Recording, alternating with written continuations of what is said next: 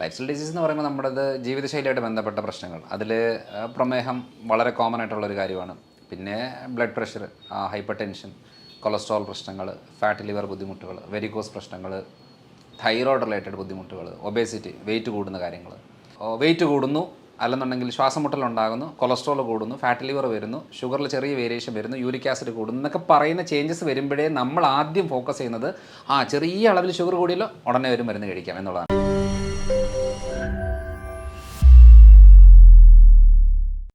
നമ്മളുടെ കൂടെ ഇന്ന് കേരളത്തിലെ തന്നെ ഏറ്റവും സോഷ്യൽ മീഡിയയിൽ കൂടുതലായിട്ട് ഹെൽത്ത് ടോപ്പിക്സിലൊക്കെ ഡിസ്കഷൻ ചെയ്തുകൊണ്ടിരിക്കുന്നതാണ് ഡോക്ടർ മനോജ് ജോൺസൺ സാറാണ് നമ്മളുടെ കൂടെ ഉള്ളത്. അപ്പോൾ സാറോട് നമുക്ക് അല്പം കാര്യങ്ങൾ ചോദിച്ചിട്ട് ഡിസ്കഷൻ ആരംഭിക്കാം. മെയിനായിട്ട് സാറോട് ഞാൻ ചോദിക്കുന്നത്, സാറ് മെയിനായിട്ട് ലൈഫ് സ്റ്റൈൽ ഡിസീസുകളിലാണ് കൂടുതലായിട്ട് അഡ്രസ്സ് ചെയ്യാറുള്ളത്. അപ്പോൾ അതുകൊണ്ട് തന്നെ ലൈഫ് സ്റ്റൈൽ ഡിസീസുകളിൽ പൊതുവിൽ സാറ് ഏറ്റവും കൂടുതൽ കണ്ടുവരുന്നത് ഇവിടെ കേരളത്തിൽ സമൂഹത്തിൽ കൂടുതലായിട്ട് കണ്ടുവരുന്നത് എന്ത് ടൈപ്പ് ഓഫ് ഡിസീസസ് ഒക്കെയാണ്? ഇപ്പോൾ ലൈഫ് സ്റ്റൈൽ ഡിസീസ് ഏറ്റവും കോമൺ ആയിട്ട് നമ്മുടെ എല്ലാ സ്ഥലങ്ങളിലും ഉണ്ട്, എന്നാലും കേരളത്തിൽ കുറച്ച് കൂടുതലാണ്. കാരണം എന്ന് വെച്ചാൽ ലൈഫ് സ്റ്റൈൽ ഡിസീസ് എന്ന് പറയുമ്പോൾ നമ്മുടേത് ജീവിതശൈലിയായിട്ട് ബന്ധപ്പെട്ട പ്രശ്നങ്ങൾ. അതിൽ പ്രമേഹം വളരെ കോമൺ ആയിട്ടുള്ളൊരു കാര്യമാണ്. പിന്നെ blood pressure, hyper tension, cholesterol പ്രശ്നങ്ങൾ, ഫാറ്റ് ലിവർ ബുദ്ധിമുട്ടുകൾ, വെരിക്കോസ് പ്രശ്നങ്ങൾ, തൈറോയ്ഡ് റിലേറ്റഡ് ബുദ്ധിമുട്ടുകൾ, ഒബേസിറ്റി, വെയിറ്റ് കൂടുന്ന കാര്യങ്ങൾ. അപ്പോൾ ലിസ്റ്റ് എടുത്ത് നോക്കുമ്പോഴത്തേനും കുറേ പ്രശ്നങ്ങൾ നമ്മൾ ജീവിതശൈലി രോഗങ്ങളുമായിട്ട് ബന്ധപ്പെട്ട് നമ്മുടെ നാട്ടിൽ, പ്രത്യേകിച്ച് കേരളത്തിൽ വളരെ കോമൺ ആണ്. അപ്പോൾ അങ്ങനെ വരുമ്പം എന്തുകൊണ്ടാണ് ഇത്രയും കാര്യങ്ങൾ കോമൺ ആണെന്ന് സ്റ്റഡി ചെയ്ത് പോയപ്പോഴാണ് അതിൻ്റെ കാര്യങ്ങൾ എന്താണെന്ന് മനസ്സിലായത്. ഇന്ത്യയിൽ ഏറ്റവും കൂടുതൽ മരുന്ന് കഴിക്കുന്ന ഒരു സ്ഥലമാണ് കേരളം. കാരണം നമ്മുടെ മനോരമയുടെ ആ സർവേയിൽ തന്നെ പലർക്കും അറിയാം,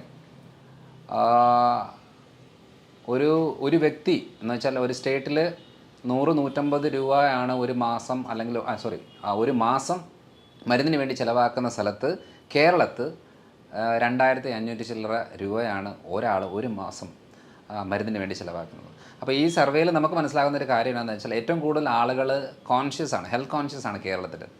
പക്ഷേ ആ ട്രാക്ക് ഒന്ന് മാറിപ്പോയി, അത്രേ ഉള്ളൂ. കാരണം ജീവിതശൈലി രോഗങ്ങൾക്കും മരുന്ന് കഴിച്ചാൽ ശരിയാകും എന്നുള്ള ഒരു തെറ്റിദ്ധാരണ വരുമ്പോഴാണ് ഈ മരുന്നുകളുടെ എണ്ണം കൂടുന്നത്. കാരണം എന്താണ്, നമ്മളൊരു വെയിറ്റ് കൂടുന്നു അല്ലെന്നുണ്ടെങ്കിൽ ശ്വാസം മുട്ടലുണ്ടാകുന്നു, കൊളസ്ട്രോൾ കൂടുന്നു, ഫാറ്റ് ലിവർ വരുന്നു, ഷുഗറിൽ ചെറിയ വേരിയേഷൻ വരുന്നു, യൂറിക് ആസിഡ് കൂടുന്നു എന്നൊക്കെ പറയുന്ന ചേഞ്ചസ് വരുമ്പോഴേ നമ്മൾ ആദ്യം ഫോക്കസ് ചെയ്യുന്നത് ചെറിയ അളവിൽ ഷുഗർ കൂടിയല്ലോ ഉടനെ ഒരു മരുന്ന് കഴിക്കാം എന്നുള്ളതാണ്. പക്ഷേ അത് ഫുഡിൽ മാറ്റം വരുത്തി എക്സസൈസ് കറക്റ്റായിട്ട് ചെയ്തേച്ച് കുറയ്ക്കുക എന്നുള്ള മെത്തഡിനെക്കാട്ടിലും എളുപ്പപ്പണിയായിട്ട് നമ്മൾ ഒരു മരുന്ന് കഴിച്ചാൽ റെഡിയാകും എന്നുള്ളത് വിശ്വസിക്കുമ്പോഴാണ് ഏറ്റവും കൂടുതൽ തെറ്റ് വരുന്നത്. അതാണ് കേരളത്തിൽ ഏറ്റവും കൂടുതൽ കണ്ടുവരുന്നൊരു കാര്യം എന്ന് വെച്ചാൽ നമ്മളെല്ലാവരും എളുപ്പപ്പണിയിലെ ആൾക്കാരാണ്.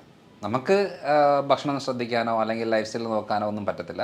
പക്ഷേ ഒരു ഈസി ആയിട്ട് ഒരു ഗുളികയോ ഒരു കഷായമോ ഒരു മരുന്നോ സിറപ്പോ ഇഞ്ചക്ഷനോ എന്തെങ്കിലും ഉണ്ടെങ്കിൽ അത് ഞാൻ നോക്കിക്കോളാം, അല്ലാതെ എനിക്ക് വേറെ കാര്യങ്ങൾ പറ്റുന്നില്ല എന്ന് വരുന്നതാണ് നമ്മുടെ കേരളത്തിലെ ഏറ്റവും വലിയൊരു പ്രശ്നം. പക്ഷേ ഒരു പ്രത്യേകത എന്താണെന്ന് വെച്ചാൽ ഈ ചികിത്സയോ മരുന്നോ ആശുപത്രികളോ ഡോക്ടർമാരോ മാറി മാറി ചെയ്തെങ്കിലും ഈ പ്രശ്നങ്ങൾ മാറുന്നില്ല.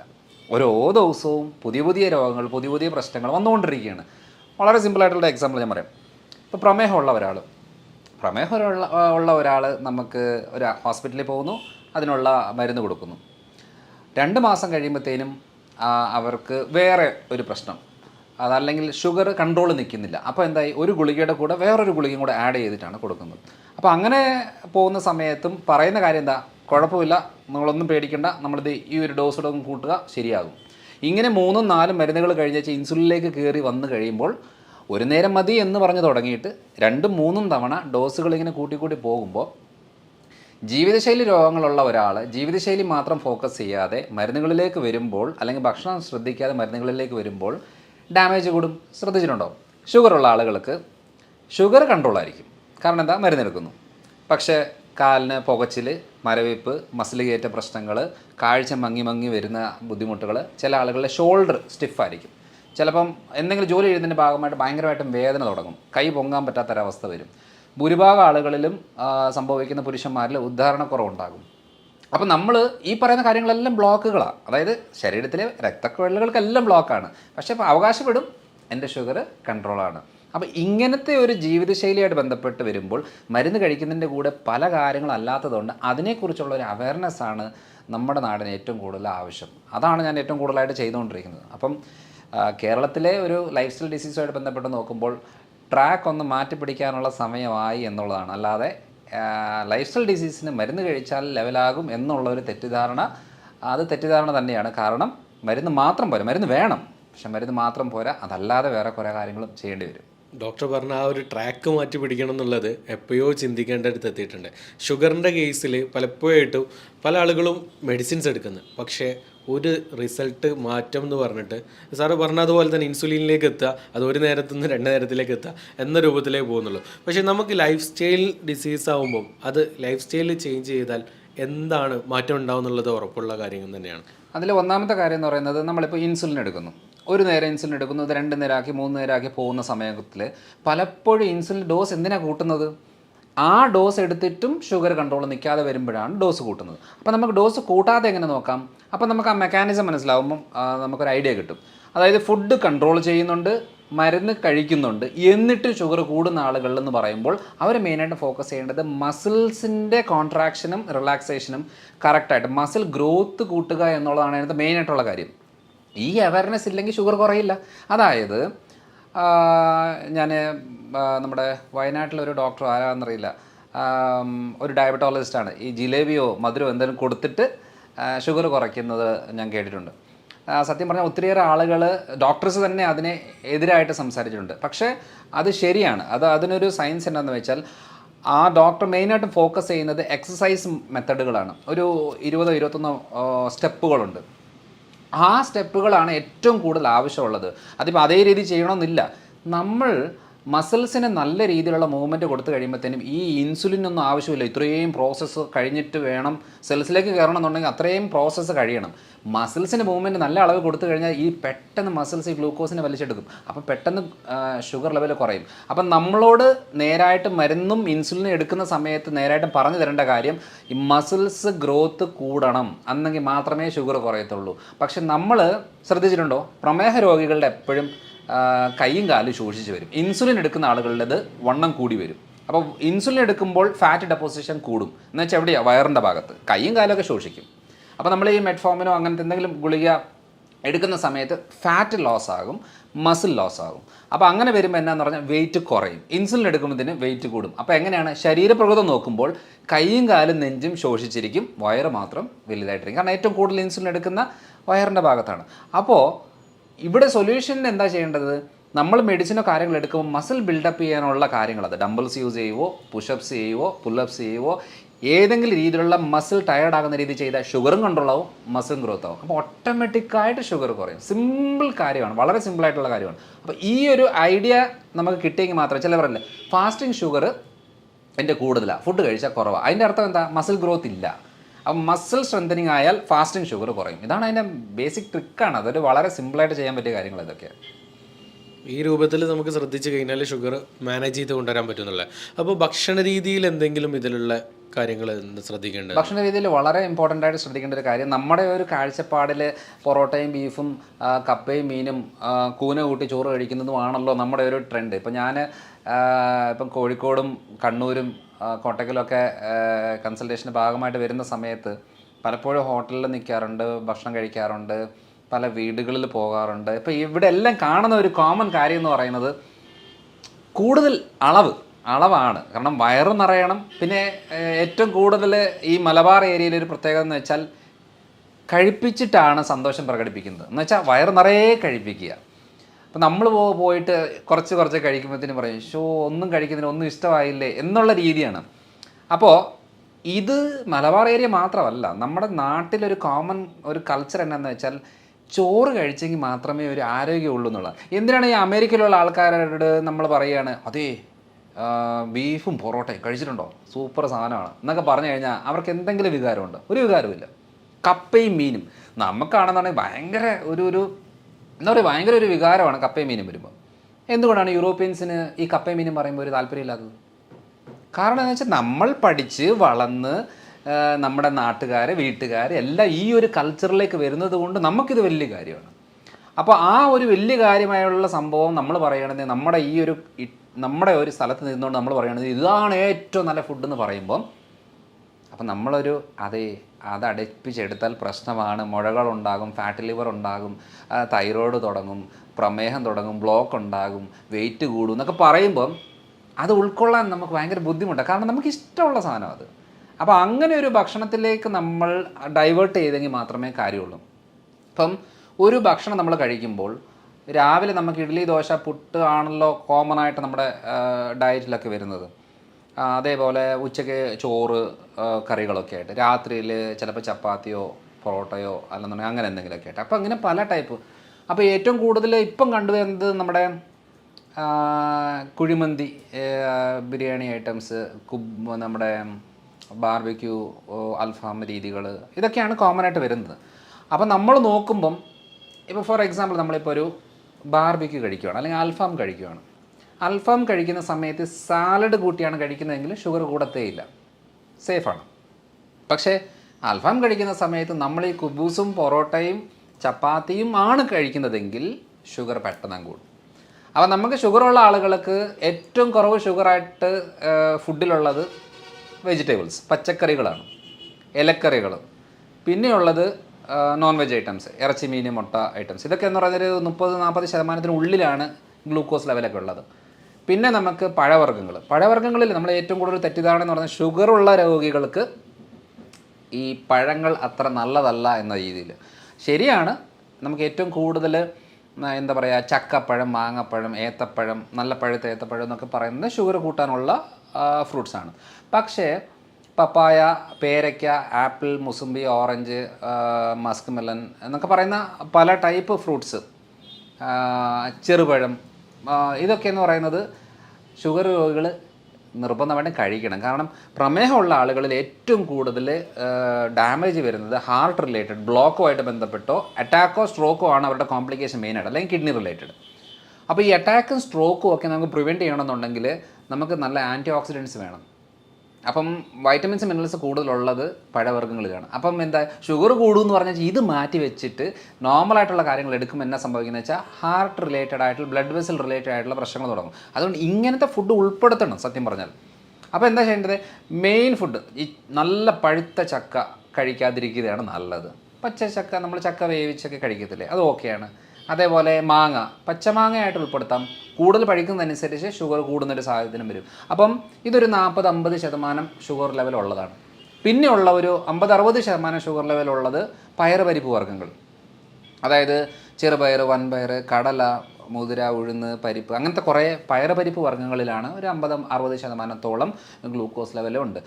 അപ്പം കമ്പാരിറ്റീവ്ലി വെജിറ്റേറിയൻസിന് നമുക്ക് ബെറ്ററായിട്ട് പറയുന്നത് പനീർ, മഷ്റൂം, ഈ സാധനങ്ങൾക്കൊക്കെ, ഈ ഭക്ഷണങ്ങളിലൊക്കെ നമുക്ക് ഷുഗർ ലെവൽ അധികമില്ല. ഇതൊരു 10, 20, 30% നിൽക്കുന്ന കാര്യങ്ങളാണ്. അപ്പോൾ 50% ഉള്ളിൽ നിൽക്കുന്ന ഭക്ഷണങ്ങളെ കുറച്ച് അളവ് കൂട്ടുക. ഇനി 50% കൂടുതലുള്ള ഭക്ഷണങ്ങളുണ്ട്. ഇപ്പോൾ ഓട്സ് ഒരു 60, 65, 70 ആ റേഞ്ചിലാണ് ഓട്സിനകത്ത് ഗ്ലൂക്കോസ് ലെവൽ വരുന്നത്.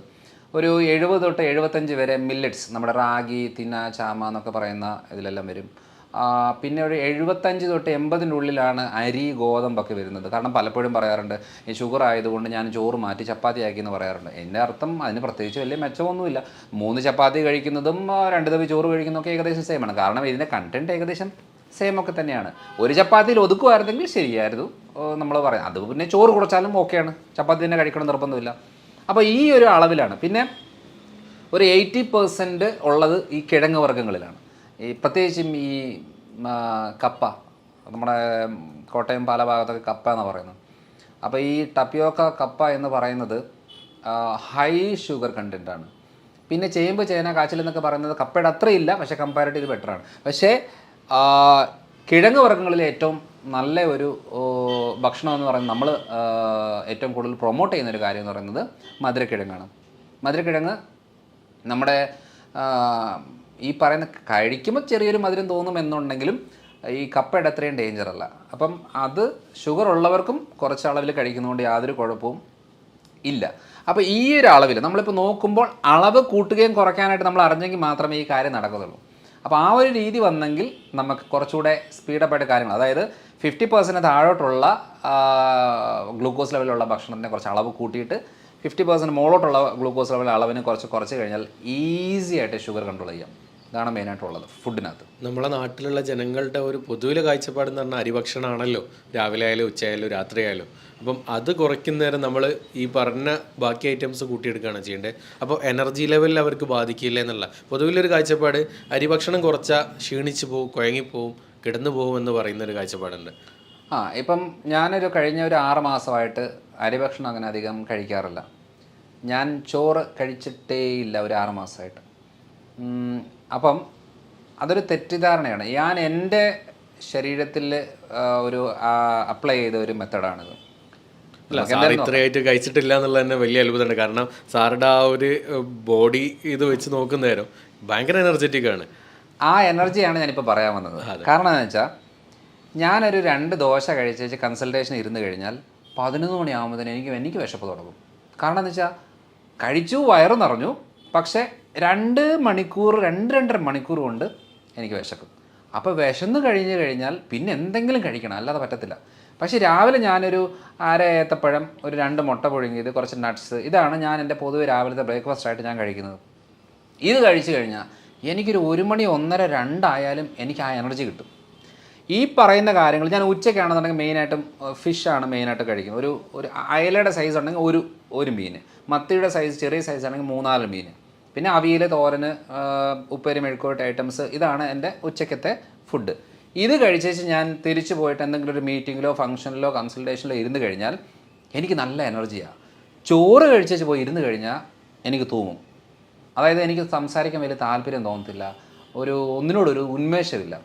എനിക്ക് എനർജി കിട്ടുന്നത് അത് കഴിക്കാത്ത സമയത്താണെന്ന് തിരിച്ചറിഞ്ഞപ്പോഴാണ് ഞാൻ മനസ്സിലാക്കിയത് വെറുതെ എന്തിനാണ് ഈ സാധനങ്ങളൊക്കെ കഴിക്കേണ്ട ആവശ്യം.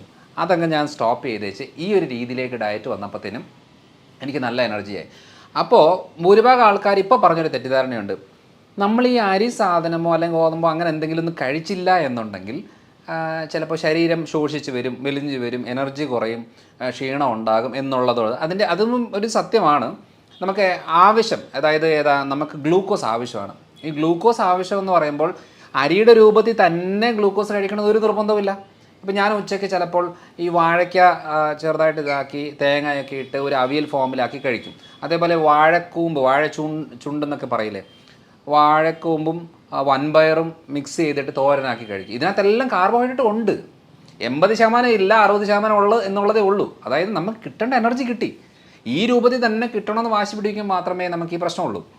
അപ്പോൾ ആ ഒരു രീതിയിൽ നമുക്ക് മനസ്സിലാക്കി കഴിഞ്ഞാൽ മാത്രമേ എങ്ങനെ ഇതിനെ മാനേജ് ചെയ്യണം. അതുകൊണ്ട് വണ്ണം കുറയും, സത്യം പറഞ്ഞാൽ വണ്ണം കുറയും. ഗ്രെയിൻസ് കട്ട് ചെയ്താൽ വണ്ണം കുറയും. എനിക്ക് 2 കിലോ കുറഞ്ഞു, ഇപ്പം ഞാൻ 4 കിലോ കൂടി.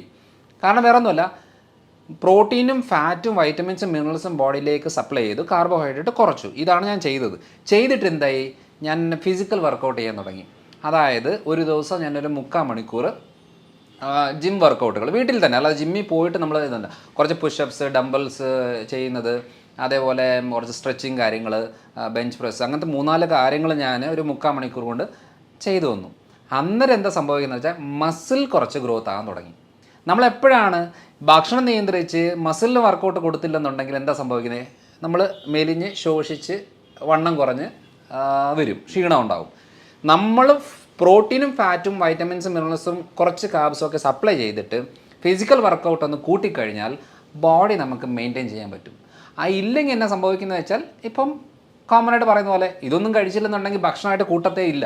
പലപ്പോഴും കൺസൾട്ടേഷൻ വരുമ്പം 2 ആഴ്ച കഴിഞ്ഞ് വരുമ്പം നമ്മൾ ചോദിക്കും, എന്നാ ഉണ്ട്, നല്ല മാറ്റമുണ്ട്, കുഴപ്പമൊന്നുമില്ല, പിന്നെ ഞാൻ ഭക്ഷണം ഒന്നും ഇല്ല, ഞാൻ പട്ടിണിയാണ് ശരിക്കും പറയാം.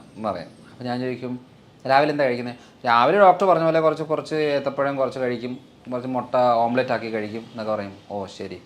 11 മണിക്കോ 11 മണിക്കോ ഒരു പേരയ്ക്കോ അങ്ങനെ എന്തെങ്കിലും കഴിക്കും. ഉച്ചയ്ക്ക് കുറച്ച് മീനും കറികളൊക്കെ ആയിട്ട് കഴിക്കും. രാത്രി ഞാൻ സൂപ്പും വെജിറ്റബിൾസോ അല്ലെങ്കിൽ കുറച്ച് ചിക്കനോ അങ്ങനെ എന്തെങ്കിലും ആയിരിക്കും കഴിക്കുന്നത്. അപ്പോൾ ഞാൻ ചോദിച്ചു, നിങ്ങൾ പട്ടിണിയാന്ന് പറഞ്ഞതോ? അല്ല, ചോറ് ഇല്ലല്ലോ, ചോറ് ഞാൻ ഇപ്പം 15 ദിവസമായിട്ട് ചോറ് കഴിക്കാതെ. അത് നമ്മളെ മലയാളികൾക്കുള്ള വേറൊരു സംഭവമാണ്. നേരത്തെ മരുന്നില്ല എന്ന് പറഞ്ഞാൽ അസുഖം മാറില്ല എന്ന് ചിന്തിക്കുന്നത് പോലെ അരിഭക്ഷണം ഇല്ലെങ്കിൽ ഭക്ഷണം ഇല്ല, അത് പട്ടിണിയാന്നാ. അപ്പോൾ അങ്ങനെ വരുമ്പോൾ എന്താണെന്ന് വെച്ചാൽ, അപ്പോൾ ഞാൻ ചോദിക്കും, ഇത്രയും കാര്യങ്ങൾ നിങ്ങൾ കഴിച്ചില്ലേ, എന്നിട്ട് നിങ്ങളുടെ ഷുഗർ എങ്ങനെയുണ്ട്? ഷുഗറൊക്കെ കൺട്രോളായി. ക്ഷീണം എങ്ങനെയുണ്ട്? ക്ഷീണമൊന്നുമില്ല, ഇപ്പം നല്ല ഇതായി. നീരും വേദനയൊക്കെയോ അതൊക്കെ മാറി, നല്ല മാറ്റമുണ്ട്. ഗ്യാസിൻ്റെ പ്രശ്നമൊക്കെയോ അത് രണ്ടാമത്തെ ദിവസം തന്നെ ക്ലിയറായി. ഇത്രയും മാറ്റങ്ങൾ വന്നിട്ട് നിങ്ങൾ പിന്നെ എന്തിനാണ് ഈ നഷ്ടബോധത്തോടെ ചോറ് കഴിക്കുന്നില്ലല്ലോ എന്ന് പറയുന്നത്? ഒരു കാര്യം ചെയ്യും, നിങ്ങൾ ഒരു ദിവസം ഒന്ന് കഴിച്ച് നോക്ക്, എന്നിട്ട് ഈ ബുദ്ധിമുട്ടുകളെല്ലാം രണ്ടാമത് ഉണ്ടാകുന്നുണ്ടോ എന്ന് നോക്ക്. അപ്പോൾ ഇത് പറഞ്ഞു കൊടുക്കുമ്പോൾ പലരും ചിലപ്പോൾ ഒരു മാസമൊക്കെ കഴിഞ്ഞ് വരുന്ന സമയത്ത് പറയും, ഞാൻ പറയാം എന്നാൽ പിന്നെ കുറച്ച് ചോറൊക്കെ കഴിച്ചോ കേട്ടോ. പറയും വേണ്ട ഡോക്ടറെ, ഇത് സുഖമാണ്, എൻ്റെ വേദന പോയി, നീര് പോയി, ക്ഷീണം മാറി, ഷുഗർ കൺട്രോളായി, പുകച്ചിൽ മരവിപ്പൊക്കെ മാറി, എൻ്റെ ഗ്യാസിൻ്റെ പ്രശ്നം എൻ്റെ ഏറ്റവും വലിയ പ്രശ്നമായിരുന്നു, അത് ഫുള്ളായിട്ട് ക്ലിയറായി, എനിക്കിത് സുഖമാണ്, എനിക്കിനിയും വേണ്ട, എനിക്ക് പഴയ രീതിയിൽ പോകണമെന്ന് ഒരു താല്പര്യമില്ല.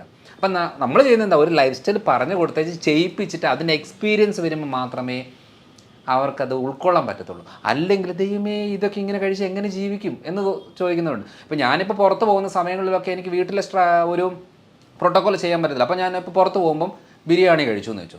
ബിരിയാണി ഞാൻ ആ ഒരു ചിക്കൻ പീസ് ഉണ്ടെങ്കിൽ 2 ചിക്കൻ പീസ് എടുത്തേച്ച് ഒരു ഇത്രയും അതിൻ്റെ റൈസ് ഇത്രയും എടുക്കുള്ളൂ. അപ്പോൾ നോക്കുമ്പം എൻ്റെ ബിരിയാണി മൊത്തം വേസ്റ്റാണ്. കാരണം അത് ചോറ് മൊത്തം ഞാൻ കഴിക്കത്തില്ല. ഞാൻ ഈ പീസുകൾ കഴിച്ച് കുറച്ച് സാലഡും കാര്യങ്ങളൊക്കെ എടുത്ത് വെച്ച് കഴിക്കും. അപ്പം എന്ന് വെച്ചാൽ നമ്മൾ എവിടെ പോയാലും ഇത് ശീലിക്കാൻ പറ്റും. ഞാനൊരു കല്യാണത്തിനോ ഫംഗ്ഷനൊക്കെ പോയി കഴിഞ്ഞാൽ ഞാൻ അവിടെയുള്ള എല്ലാ വെറൈറ്റിയും കഴിക്കും. പക്ഷേ ഞാൻ ഈ ചോറും ബിരിയാണിയോ അല്ലെങ്കിൽ ഫ്രൈഡ് റൈസ് ആ സാധനം തൊടത്തില്ല. എന്തെങ്കിലും ഫിഷോ ചിക്കനോ അല്ലെങ്കിൽ സാലഡ്സോ വെജിറ്റബിൾസോ അങ്ങനെ എന്തെങ്കിലും ഉണ്ടെങ്കിൽ അത് ഉൾപ്പെടുത്തി കഴിക്കും. അപ്പോൾ അങ്ങനെ വരുമ്പോൾ എന്നാന്ന് വെച്ചാൽ നമ്മൾ ശ്രദ്ധിച്ചിട്ടുണ്ടോ, കല്യാണമോ ഫംഗ്ഷനോ പരിപാടിയൊക്കെ നമ്മൾ ഫുഡ് കഴിച്ച് കഴിഞ്ഞാൽ ഭയങ്കര ക്ഷീണമാണ്. പിന്നെ നമുക്ക് ആ ദിവസം ഒന്നിനും നമ്മളെ കൊണ്ട് കൊള്ളത്തില്ല. എവിടെയെങ്കിലും പോയി കടന്നാൽ മതി, ഇരുന്നാൽ മതി എന്നല്ലാതെ വേറൊരു ചിന്തയും കാണത്തില്ല. കാരണം എന്താണെന്നറിയോ, ഈ കഴിച്ച് അടിച്ച് കുഴച്ച് കയറ്റി കഴിയുമ്പോണ്ടല്ലോ ശരീരത്തിന് ആകെ വിഷമമാണ്, ബുദ്ധിമുട്ടാണ്. അപ്പോൾ എന്ത് ചെയ്യും, ഇനിയും ഈ വ്യക്തിക്ക് ഒരു എനർജി കൊടുത്തു കഴിഞ്ഞാൽ ഇവൻ വീണ്ടും പോയി കഴിക്കും. അപ്പോൾ അതുകൊണ്ട് തന്നെയാണ് എവിടെയെങ്കിലും ഒന്ന് തളർത്തി കടത്തിയിട്ട് വേണം ഇതൊന്ന് ദഹിപ്പിച്ച് ക്ലിയറാക്കി പുറത്തേക്ക് കളയാനും സ്റ്റോർ ചെയ്ത് വെക്കാനുമായിട്ട് ശരീരം നോക്കുന്നത്. പക്ഷേ ഞാനീ പറഞ്ഞ മെത്തേഡൊന്ന് ചെയ്ത് നോക്കിക്കേ, നമുക്ക് കല്യാണ ഫുഡൊക്കെ കഴിച്ച് കഴിഞ്ഞാൽ ഒരു കുഴപ്പമില്ല, നമുക്കൊരു എനർജി ആയിരിക്കും. പക്ഷേ ഈ ഒരു ലൈഫ് സ്റ്റൈൽ നമുക്ക് മനസ്സിലാക്കി എടുക്കണമെന്നുണ്ടെങ്കിൽ ചെയ്ത് നോക്കി അത് നമ്മൾ ആ എക്സ്പീരിയൻസ് ആയെങ്കിൽ മാത്രമേ മനസ്സിലാകത്തുള്ളൂ. എന്നിട്ട് പറ, ഷുഗർ കുറയുന്നുണ്ടോ, ക്ഷീണം കുറയുന്നുണ്ടോ, ബുദ്ധിമുട്ട് കുറയുന്നുണ്ടോ, നീർക്കെട്ട്, എല്ലാവരും പറയുന്നത് ഇവിടെ വേദന, ഇവിടെ പിടിച്ചാൽ വേദന, ഇവിടെ പിടിച്ചാൽ വേദന, എല്ലായിടത്തും വേദനകളാണ്. ചോറ് കുറയ്ക്ക്, അരിയുടെ സാധനം കുറയ്ക്ക്, ആ നീർക്കെട്ട് മാറും. പക്ഷെ നമ്മൾ എന്ത് ചെയ്യും, എളുപ്പപ്പണിയിൽ വേദനയ്ക്ക് നീരിനും മരുന്നെടുക്കും. എത്ര നാളെടുക്കും? മരണം വരെ. അപ്പോൾ ഈ ഒരു കാര്യങ്ങൾ ആണ് ആ ഒരു മെത്തഡ് നമ്മൾ പറഞ്ഞു കൊടുത്ത് ശരീരത്തിന് ഒന്ന് ഓർഡറാക്കി എടുക്കാനുള്ള കുറച്ച് മരുന്നുകളോ സപ്ലിമെൻറ്റ്സോ കുറച്ച് കാര്യങ്ങളൊക്കെ ചെയ്ത് കൊടുത്ത് അവരുടെ ലൈഫ് സ്റ്റൈൽ രീതികളിൽ അവരുടെ ജോലിയും അവരുടെ വീട്ടിലെ സാഹചര്യത്തിനനുസരിച്ച് മാറ്റം വരുത്തി കൊടുക്കുമ്പോഴാണ് ഐഡിയ കിട്ടുന്നത്. അല്ലാതെ മരുന്ന് കഴിച്ചിട്ട് തുമ്മൽ മാറിയ കേസുണ്ടോ? മരുന്ന് കഴിക്കും, തുമ്മൽ കുറയും, നിർത്തുമ്പോൾ തുമ്മലുണ്ടാവും. ഷുഗറിന് ഗുളിക കഴിച്ച് ഷുഗർ കുറയും, നിർത്തുമ്പം വീണ്ടും കൂടും. തൈറോയിഡിന് ഗുളിക എടുക്കുമ്പോൾ തൈറോയിഡ് കുറയും, നിർത്തുമ്പം വീണ്ടും കൂടും. കൊളസ്ട്രോളിന് ഗുളിക എടുക്കുമ്പോൾ കൊളസ്ട്രോൾ കുറയും, നിർത്തുമ്പം വീണ്ടും കൂടും. കാരണം എന്താ, ഇവിടെ സംഭവം ഒന്നും ശരിയാകുന്നില്ല. പ്രശ്നം ഉണ്ടാകുന്നതിന് എല്ലാം കുറച്ച് കൊണ്ടുപോയിക്കൊണ്ടിരിക്കുകയാണ്. അപ്പം റൂട്ട് കോസ് മനസ്സിലാക്കി ക്ലിയർ ആക്കി കഴിഞ്ഞാൽ ഈസി ആയിട്ട് നിസ്സാരമായിട്ട് ക്ലിയർ ആക്കുന്ന കുറച്ച് കാര്യങ്ങളാണ്. അതാണ് ഇപ്പോൾ ഞാൻ കാലങ്ങളായിട്ട് ചെയ്തുകൊണ്ടിരിക്കുന്നൊരു രീതി. ഇതാണ് നമ്മൾ ഭക്ഷണക്രമത്തിൽ മനസ്സിലാക്കേണ്ട ഒരു കാര്യം. അപ്പോൾ നമ്മൾ ഈ ചിക്കനും ബീഫ് കഴിക്കുന്ന സമയത്ത് കൊളസ്ട്രോൾ കൂടുമെന്ന് പറയുന്നതിൽ എന്താണ് ശരിക്കും? ശരിയാ, നമ്മളിപ്പം റെഡ് മീറ്റ്സ് അത്ര നല്ലതല്ല കണ്ടിന്യൂസ് ആയിട്ട് എടുക്കുന്നത്. പക്ഷേ ഈ പറഞ്ഞ വറുത്ത് കോരി എടുക്കുന്ന അളവിലാണ് നമുക്ക് ഏറ്റവും കൂടുതൽ പ്രശ്നം വരുന്നത്.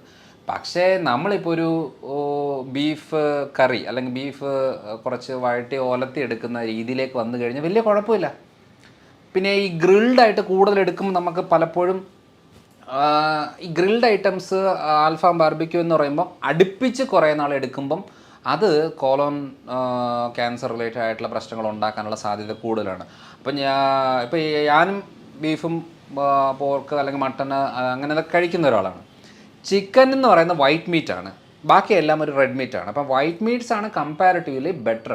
പക്ഷേ ഈ ചിക്കൻ ആണെങ്കിലും വറുത്ത് കോരി എടുക്കുമ്പോഴാണ് പ്രശ്നം. അല്ലാതെ നോർമലായിട്ട് കഴിക്കുന്ന ഗ്രില്ലായിട്ടോ അല്ലെങ്കിൽ വഴറ്റിയെടുക്കുകയോ കറി വെക്കുകയോ പെരളനാക്കുകയോ അങ്ങനെ കഴിക്കുന്നത് കൊണ്ട് വലിയ കുഴപ്പമില്ല. പക്ഷെ അത് ഒരു ഡെയിലി യൂസിലേക്ക് വരുമ്പോൾ നമ്മുടെ ശരീരത്തിന് പറ്റുമോ ഇല്ലയോ എന്ന് നോക്കാതെ നമ്മൾ സപ്ലൈ ചെയ്തുകൊണ്ടിരിക്കുമ്പോൾ മാത്രമാണ് പ്രശ്നം. ഇപ്പം ഫോർ എക്സാമ്പിൾ നമ്മൾ റെഡ് മീറ്റ്സ് അല്ലെന്നുണ്ടെങ്കിൽ ചിക്കന് ഫിഷ് അങ്ങനെ അല്ലെങ്കിൽ പയറുപരിപ്പ് വർഗ്ഗങ്ങൾ കഴിക്കുന്നതിൻ്റെ ഭാഗമായിട്ട് നമ്മൾ ഇടയ്ക്കൊരു ചെക്ക് ചെയ്ത് നോക്കണം. യൂറിക് ആസിഡ് കൂടുന്നുണ്ടോ, ക്രിയാറ്റിൻ കൂടുന്നുണ്ടോ, ജോയിൻസിനൊക്കെ വേദനയുണ്ടോ, സ്കിന്നിന് ഇറിറ്റേഷൻ ഉണ്ടോ, ഗ്യാസ് ആവുന്നുണ്ടോ, ആ നോക്കിയിട്ട് വേണം തീരുമാനിക്കാൻ എനിക്കിത് കഴിക്കാവോ കഴിക്കാൻ പാടില്ലയോ എന്നുള്ളത്. കാരണം എന്ന് വെച്ചാൽ എൻ്റെ അടുത്തുള്ള ആൾ കഴിക്കുന്നു എന്ന് പറഞ്ഞാൽ നമ്മൾ കഴിക്കാൻ പറ്റത്തില്ല. അതുകൊണ്ട് പൊതുവേ ഇത് നല്ലത് മോശം എന്നുള്ളതില്ല. ഉണ്ടാക്കുന്ന രീതികൾ, കഴിക്കുന്ന രീതികൾ, ശരീരപ്രകൃതത്തിനനുസരിച്ചുള്ള അളവ്, ഇതൊക്കെയാണ് വളരെ ഇമ്പോർട്ടൻറ്റ്. ഇപ്പോൾ നമ്മൾ ജിമ്മിൽ പോകുന്നു, 10 പേര് ജിമ്മിൽ പോകുന്നു. ഈ 10 പേരിൽ ജിം ഇൻസ്ട്രക്ടർ പറയുന്നത് എന്താ? ജിം വർക്കൗട്ട് ചെയ്യുക, പ്രോട്ടീൻ പൗഡർ കഴിക്കുക, നന്നായിട്ട് മുട്ടയും ചിക്കനും കാര്യങ്ങളൊക്കെ കഴിക്കുക എന്ന് പറയും. പക്ഷേ ഇതിനകത്ത് ഏറ്റവും കൂടുതൽ ശ്രദ്ധിക്കേണ്ടത് എന്താ? ഈ 10 പേരിൽ എല്ലാവരുടെയും മാതാപിതാക്കൾ, അതായത് പേരൻസിൻ്റെ അവരുടെ കിഡ്നി ഹെൽത്ത് ഓക്കെ ആണോ, ഡയബറ്റിക് ഉള്ളവരാണോ? അപ്പം കൂടുതൽ ആൾക്കാരുടെ നമ്മൾ ശ്രദ്ധിക്കേണ്ടത് അപ്പനും അമ്മയ്ക്ക് ക്രിയാറ്റിൻ ലെവൽ കൂടുവോ, കിഡ്നി ഫെയിലിയർ വന്ന് മരിക്കുവോ, അറ്റാക്ക് വന്ന് മരിക്കുവോ ഒക്കെ ഉള്ള ആളുകളുടെ മക്കൾക്കും ആ ടെൻഡൻസി കൂടുതലാണ്. അപ്പോൾ ഇവർ ഈ പറയുന്ന പോലത്തെ രീതിയിൽ ചിക്കനും ഫിഷും അല്ലെന്നുണ്ടെങ്കിൽ പ്രോട്ടീൻ പൗഡറുകളും മുട്ടയും അങ്ങനെ കൂടുതൽ എടുത്തു കഴിഞ്ഞാൽ കിഡ്നി ഫെയിലിയർ ആവും. അപ്പോൾ ഇത് മനസ്സിലാക്കണമെന്നുണ്ടെങ്കിൽ നമ്മൾക്ക് പറ്റുമോ ഇല്ലയോ എന്നുള്ളതാണ് അറിയേണ്ടത്.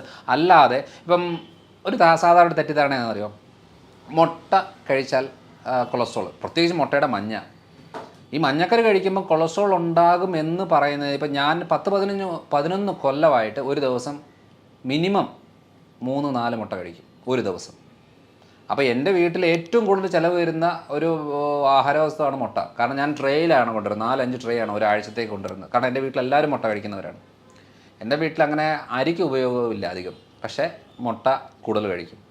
പക്ഷേ എൻ്റെ കൊളസ്ട്രോൾ 135-140 ആ റേഞ്ചിലേ ഉള്ളൂ. ഇതുവരെ അതിൻ്റെ മുകളിലോട്ടും പോയിട്ടില്ല. അപ്പോൾ ഞാൻ പറഞ്ഞു വന്നതെന്നു വെച്ചാൽ, മുട്ട കഴിച്ചിട്ടാണ് കൊളസ്ട്രോൾ ഉണ്ടാകുന്നതെങ്കിൽ വെറുതെ പുല്ല് തിന്നുന്ന പശുവിൻ്റെ ശരീരത്തിൽ എന്തോരം കൊളസ്ട്രോൾ, എന്തോരം കൊഴുപ്പ്, പാല് നിറയെ കൊഴുപ്പ്, ശരീരത്തിലും കൊഴുപ്പ്. പോത്തിറച്ചി കഴിച്ചാൽ കൊളസ്ട്രോൾ വരുന്നതെന്ന് പറഞ്ഞാൽ പോത്ത് എന്താണ്, മുട്ട കഴിച്ചിട്ടാണോ കൊളസ്ട്രോൾ ഉണ്ടായത്? അല്ല, വെറുതെ പുല്ല് തിന്ന പോത്തിനും കൊളസ്ട്രോൾ ഉണ്ടാകും. ഇങ്ങനെയാണ് ലിവറാണ് ഉണ്ടാക്കുന്നത്. അപ്പം നമ്മൾ ഹെൽത്തി ഫാറ്റ് ബോഡിയിലേക്ക് സപ്ലൈ ചെയ്താൽ അധികം ഫാറ്റ് ബോഡി ഉണ്ടാക്കത്തില്ല. അപ്പം ലിവർ കുറച്ചുകൂടെ സേഫാണ്.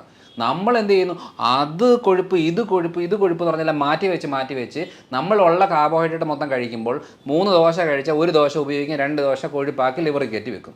അതാണ് ഈ ഫാറ്റ് ലിവർ ഉണ്ടാകുന്നത്. ചിലർ സ്ത്രീകളത് പറയും, ഞാൻ മദ്യം കഴിക്കാറില്ല, എനിക്ക് എങ്ങനെയാണ് ഗ്രേഡ് 2 ഫാറ്റ് ലിവർ വരുന്നത്? സിമ്പിൾ, രാവിലെ അരി, ഉച്ചയ്ക്ക് അരി, രാത്രി അരി, വേറെ വെറൈറ്റി ആയിട്ട് കഴിക്കുന്നു എന്നുള്ളതേ ഉള്ളൂ. സാധനം എല്ലാം സെയിം ആണ്.